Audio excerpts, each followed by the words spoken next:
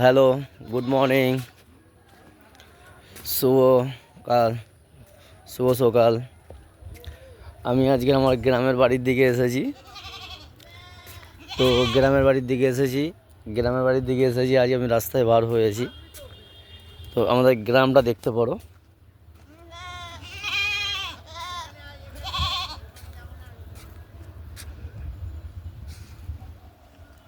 ওই দেখো লাল গেঞ্জি পুরো দাঁড়িয়ে আছে, ওটা আমার একটা